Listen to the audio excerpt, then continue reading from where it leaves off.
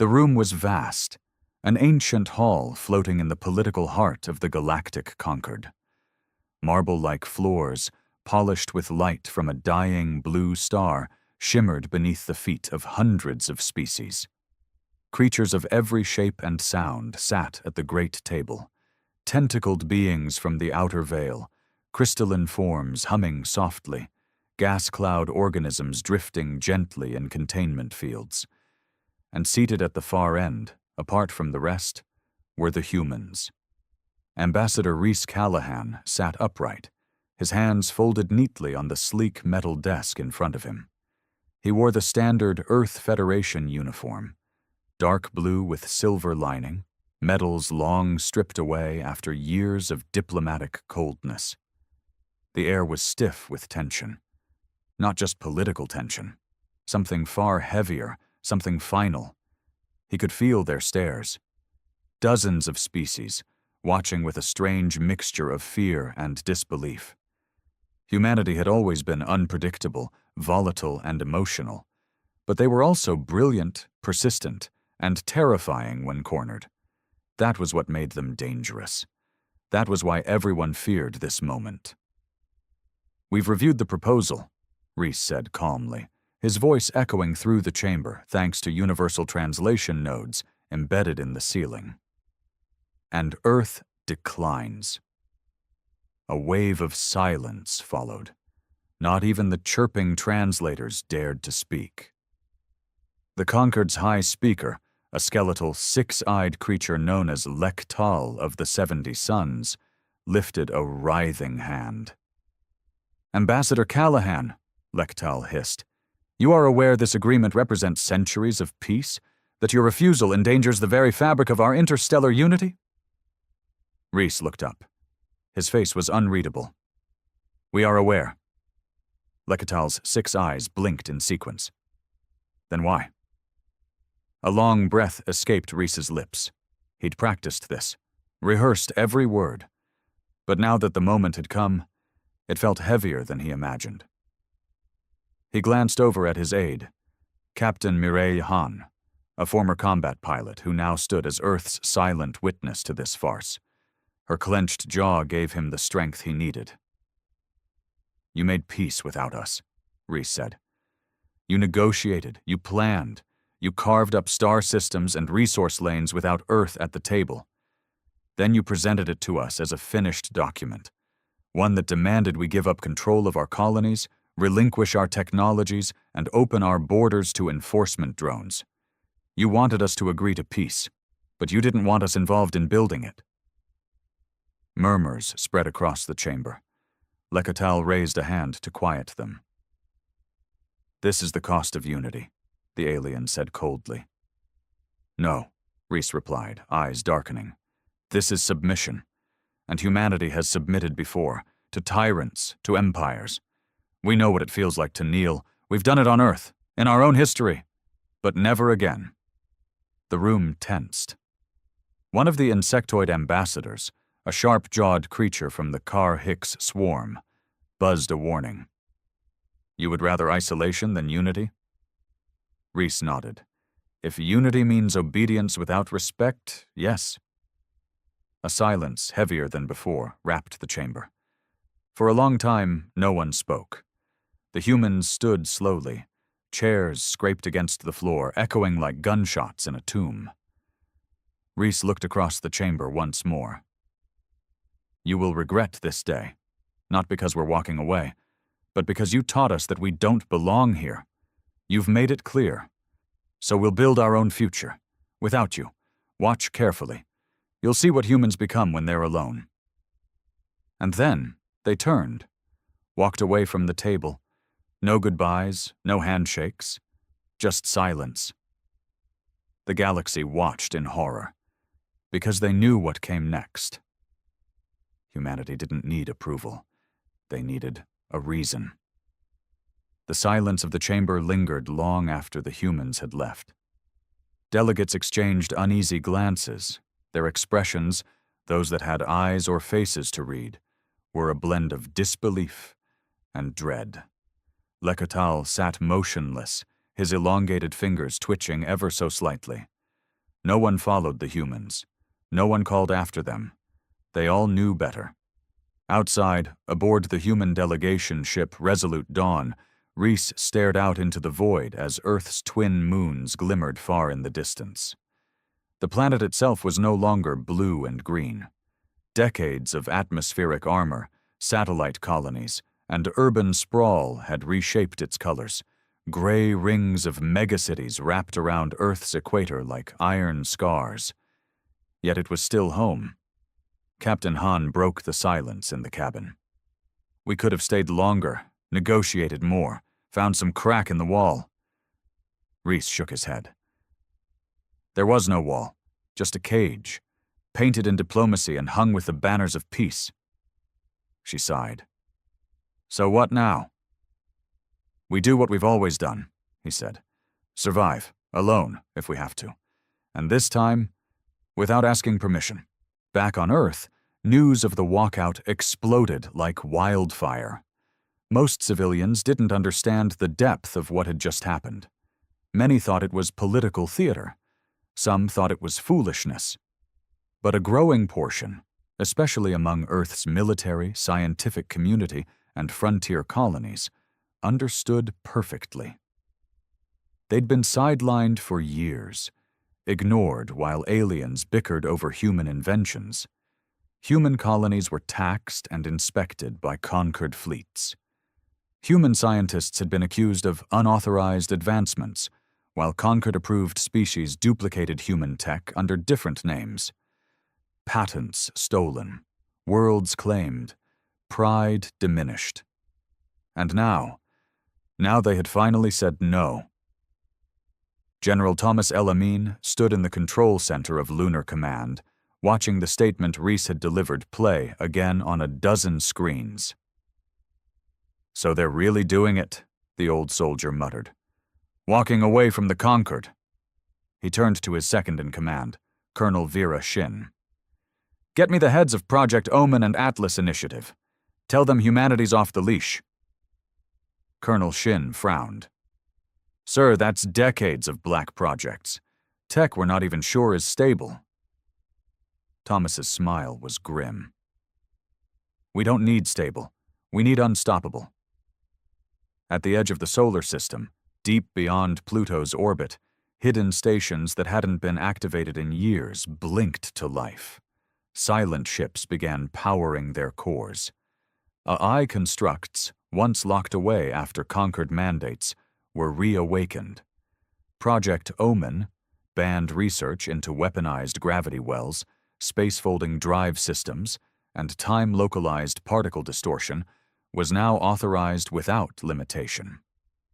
The Atlas Initiative, a colonial expansion plan shelved by conquered treaties, was reinstated. Hundreds of frozen ships in the Kuiper Belt began thawing.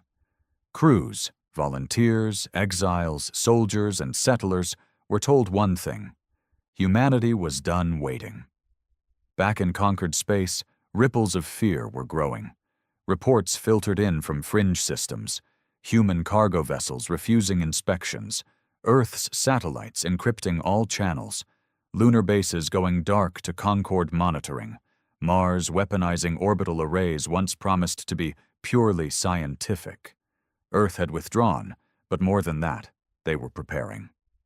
A distant species, the Drek, a race that had once tried to colonize Titan before Earth pushed them back, released a warning: do not provoke them. Do not underestimate them.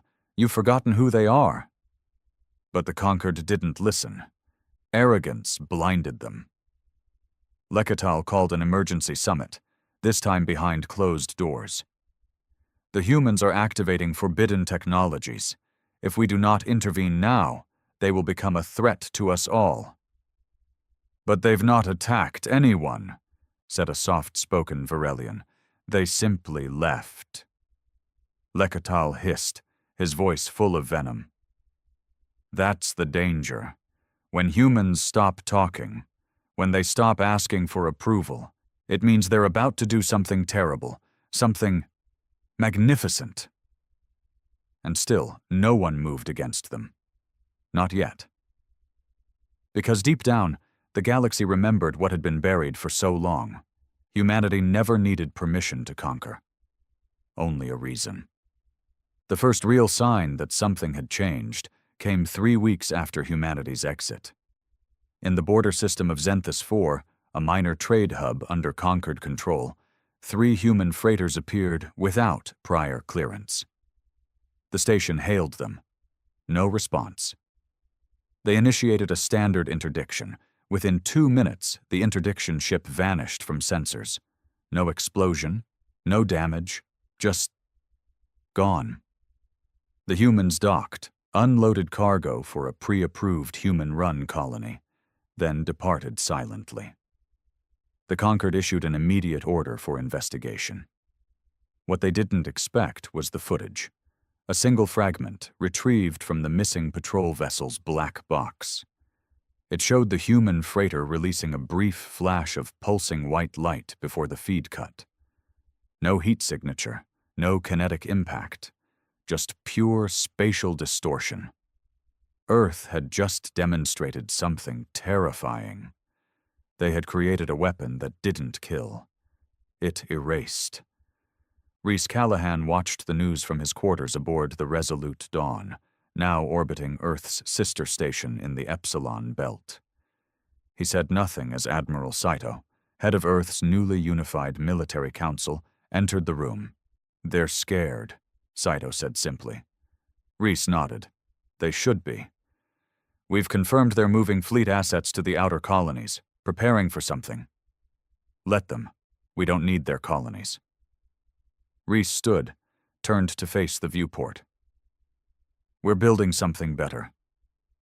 Admiral Saito paused.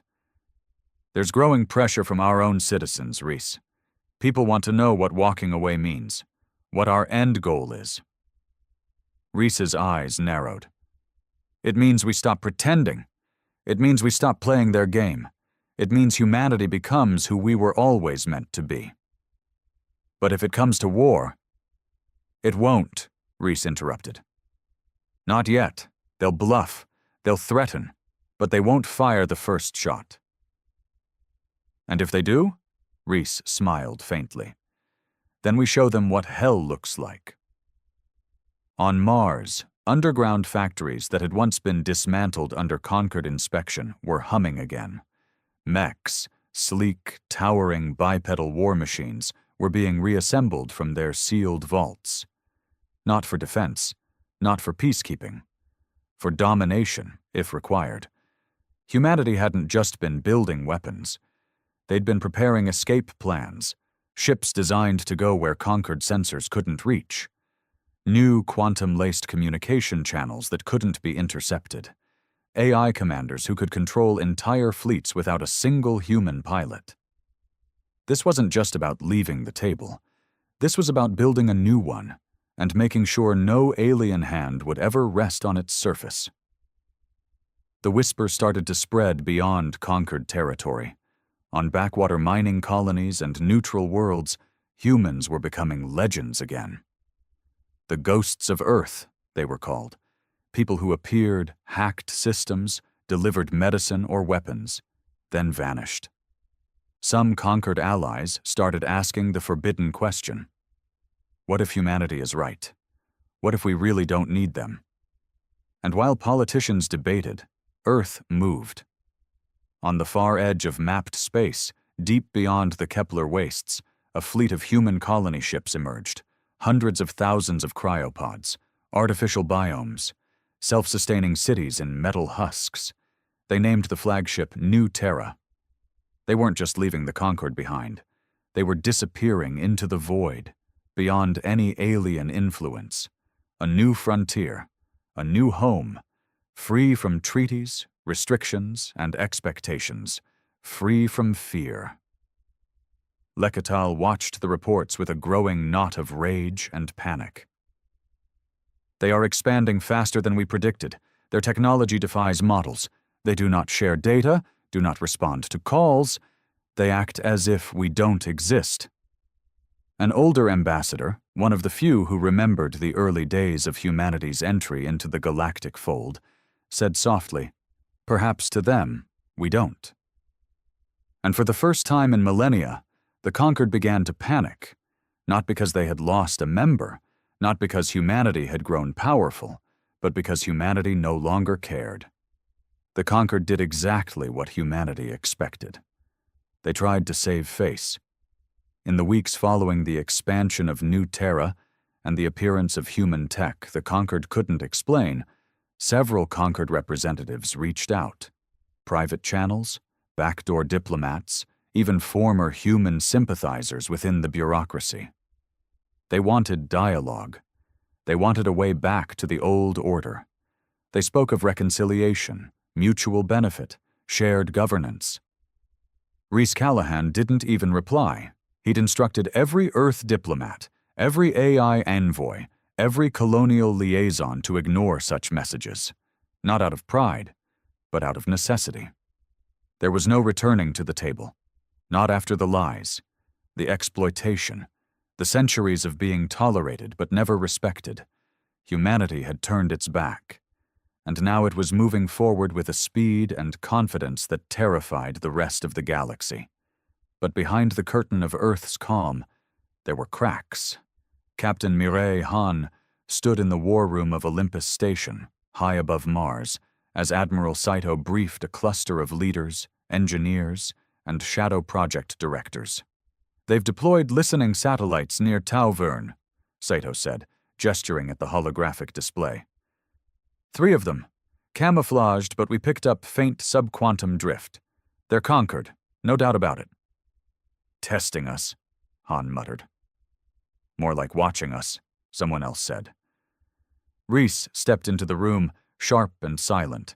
The talking stopped instantly. He looked at the projections. "Pull them." "You want to shoot them down?" "Number, I want them retrieved, fully intact." Hahn's eyes narrowed. "That'll provoke a response?" Rhys nodded slowly. "Good." Within days, elite interceptor drones swept through Tauvern. Without warning, they hacked and seized all 3 satellites, disabling them without a scratch. By the time Conquered Command noticed, the devices had already been dissected in Earth's clandestine orbital labs. What the humans found wasn't just surveillance. There were kill switch protocols embedded deep in the code. Micro-instinct AI designed to trigger weapons inside Earth space if humanity showed signs of hostile expansion. It was confirmation. The Conquered had never planned to keep the peace. They'd planned to contain Earth, then erase it when the time came.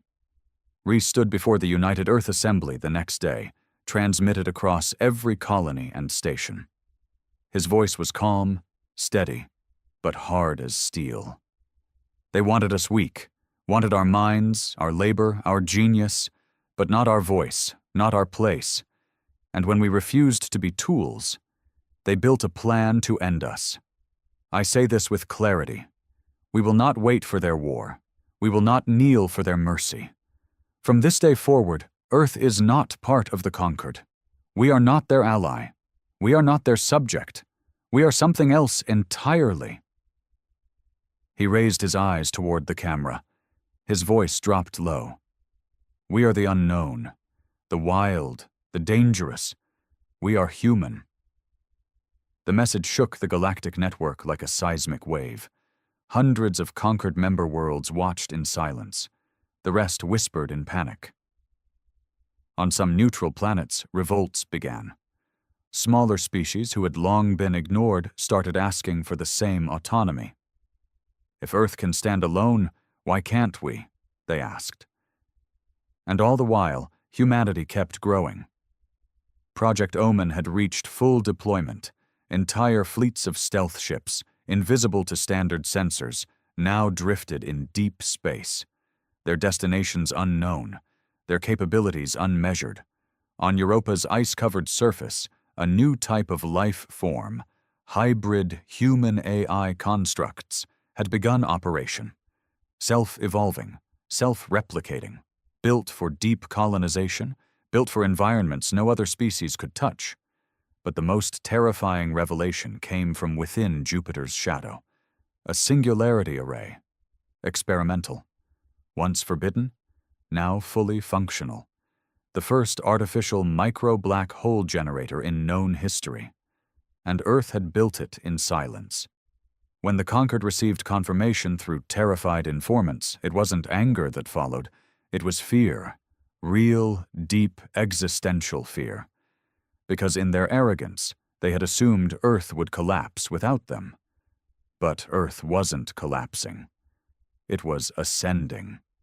And it wasn't looking back. It began with a flicker, a faint pulse of gravity that rippled through space like the heartbeat of a god. Across half a dozen Conquered monitoring stations, alarms screamed. Automated systems flagged the event as impossible. Probes scrambled to triangulate the source. Scientists worked around the clock trying to decipher what had just happened near the orbit of Ganymede, deep within human space. What they discovered sent chills through every high council chamber in the galaxy. The singularity generator had been activated, only for 12 seconds. But it was enough. Entire sensor arrays shorted. Temporal drift in the surrounding region spiked by milliseconds. Local gravity signatures collapsed and then corrected themselves. It was like space itself had flinched. And then the signal vanished. Not a weapon, not a declaration, a demonstration, a whisper from Earth. We can, and we will if we must. Lekatal's voice broke as he shouted across the Concorde's war chamber. They have crossed every threshold. They are tampering with reality. This is no longer defiance. It's heresy against physics itself. The Varelian ambassador, a silver-skinned, empathic creature, leaned forward, unblinking. Perhaps they are not breaking reality. Perhaps they are evolving beyond ours. The room descended into chaos. Some species called for preemptive war. Others begged for negotiation, for a last attempt at peace. But fear had taken root too deeply. The Conquered no longer spoke with one voice. It trembled like a fractured empire. On Earth, Reese stood before a new council, no longer diplomats or generals, but a hybrid leadership of humans, AI, and enhanced thinkers. The Continuum Assembly. Their purpose, to guide humanity's expansion without limitation. He addressed them calmly, as he always did. But this time, there was something else in his tone. A finality. A warning. They will strike soon, he said. They've lost control, and in their panic they'll do what all empires do. Lash out. Captain Hahn, now head of Earth's Frontier Defense Directorate, didn't flinch. Then let them come. We're not the ones hiding behind peace treaties anymore. From the orbital forges above Mercury, the Prometheus Lance began final assembly. A human-built dreadnought, 3 kilometers long, coated in metamaterial plating, and armed with weapons that had no name in alien languages, because no alien had ever imagined them. From Pluto's under-ice bunkers, fleets began rising, unregistered, unnamed, unrestricted. Reese gave a simple command. Do not fire first. But if fired upon, leave no second shot. And then the first shot came. A Conquered patrol fleet, under unclear orders, violated Earth's Mars perimeter. Their captains claimed it was a navigational error. The intent didn't matter. The humans responded in 12 seconds. 7 Conquered vessels gone. Not destroyed. Not even hit by conventional fire. They were simply no longer there.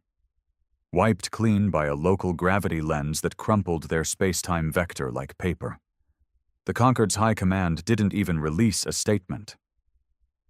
For the first time in its long, boastful history, it said nothing. Because it had seen the truth. Humanity didn't fear war. They had become something war feared.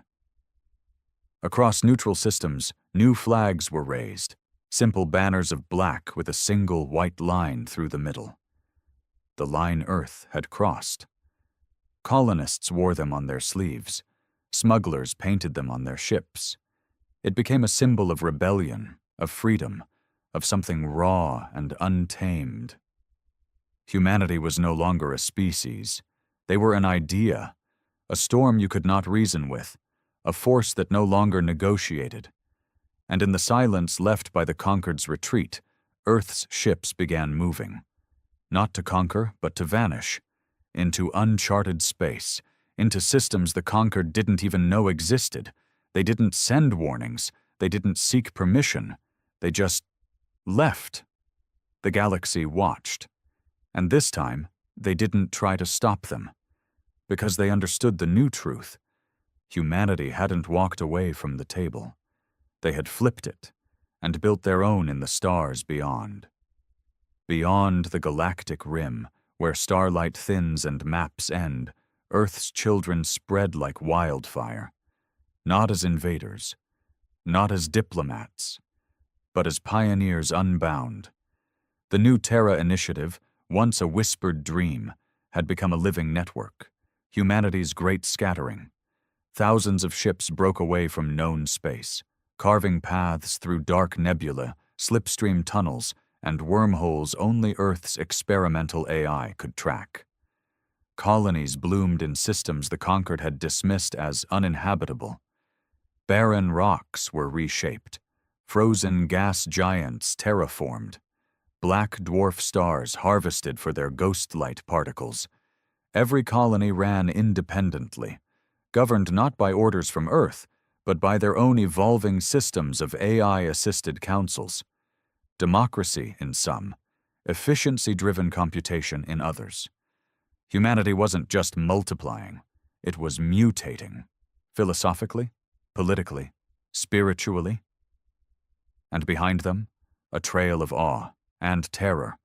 Alien ships occasionally followed, scouts, spies, the curious and the desperate. Most never returned. Some did, only to speak of things they couldn't explain. Moons that moved like they were alive. Machines that whispered in languages the aliens couldn't translate. Colonists who had rewritten their own biology with calm precision. And fleets, always fleets, waiting in the shadows, invisible, watching. No borders, no broadcasts, just silence. A silence the Conquered could no longer penetrate. On Earth, Rhys Callahan prepared to disappear.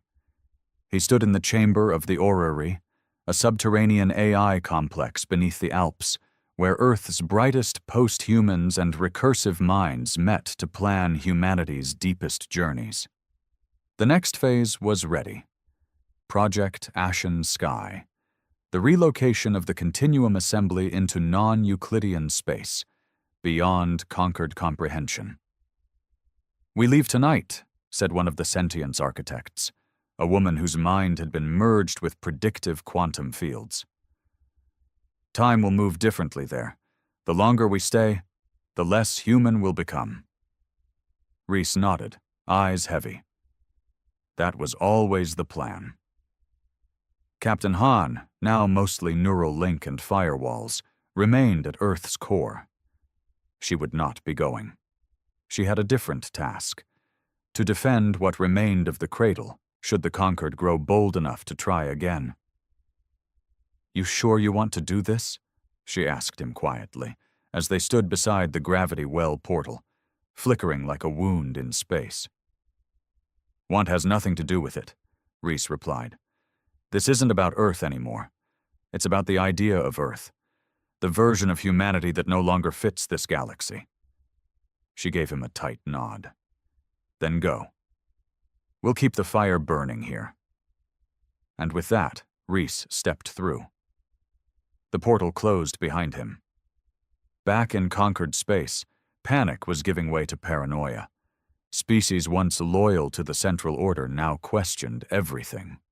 If Earth could fake weakness for centuries, they asked, what else have they hidden? Whispers spread that humans had already seeded spies in the Conquered's highest ranks, genetically altered to pass as other species. That human AI had cracked the translation matrix and was quietly rewriting entire legal systems from the shadows. That some human colonies had found something older, deeper, far beneath the stars, and were no longer truly human at all. And what terrified the Concorde most was that it might be true. Lektal had aged beyond recognition.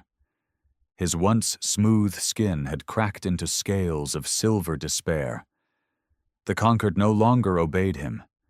Its members were fractured, distracted, arguing over treaties that meant nothing in a world where humans ignored them. In a rare private address, Lektal recorded his final thoughts, not for the public, not for the Concorde, but for the record.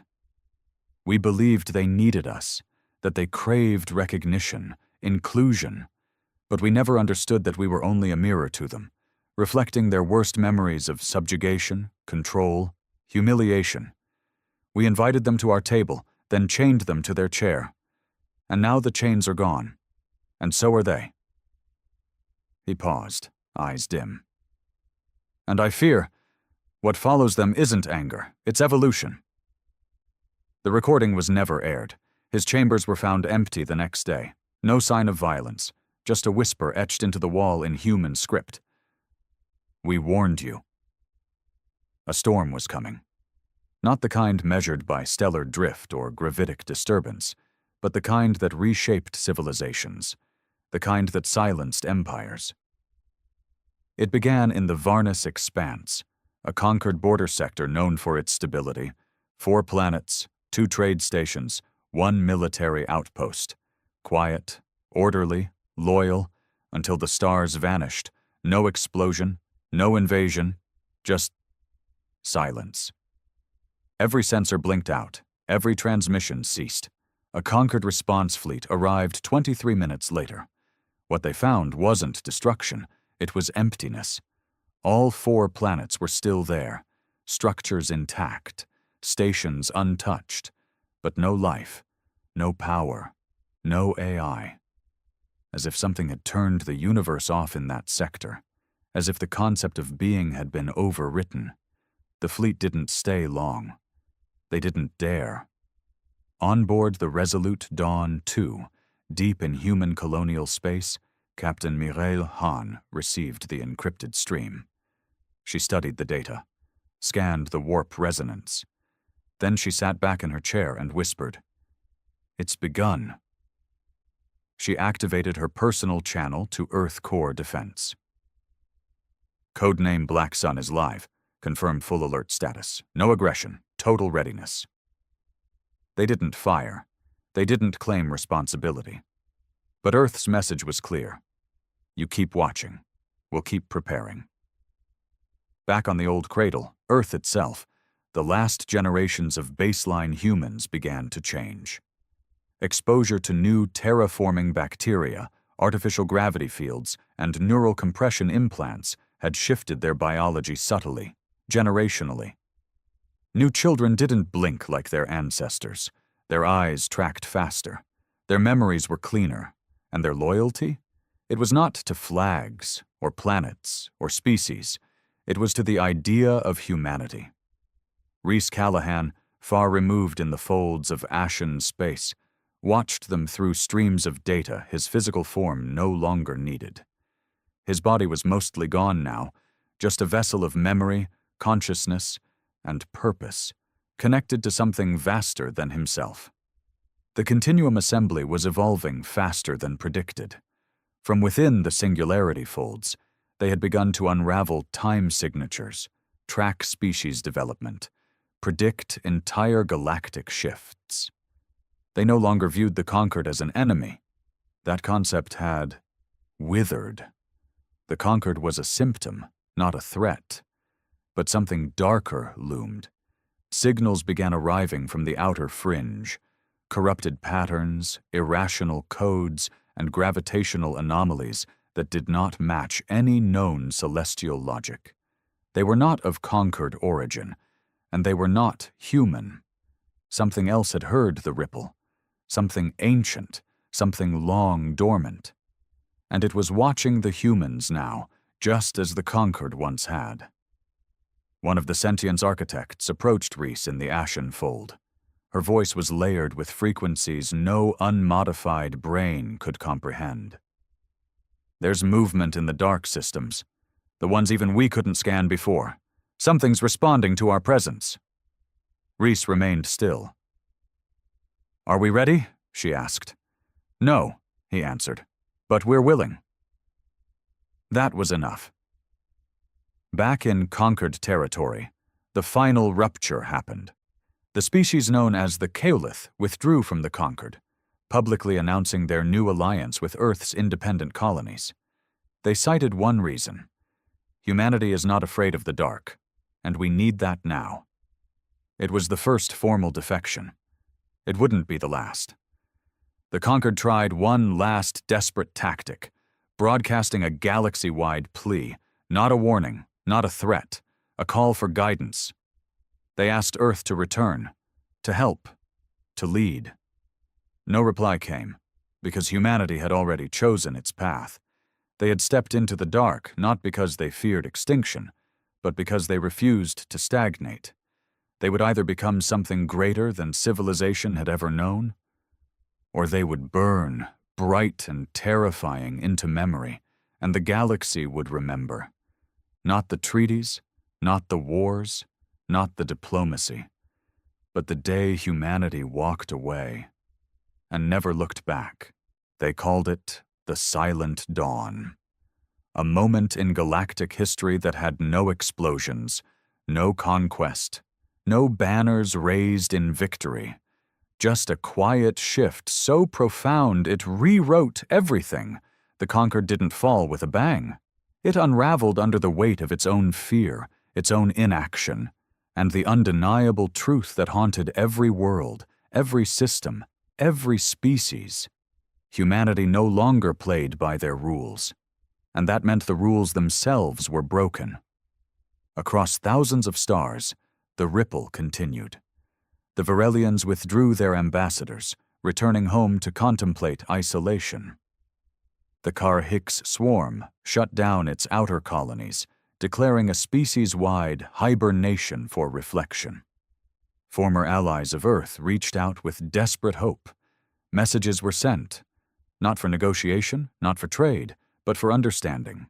Most were ignored. Some were answered, but never by diplomats. Instead, strange emissaries appeared, half machine, half human beings with quiet voices and shifting eyes.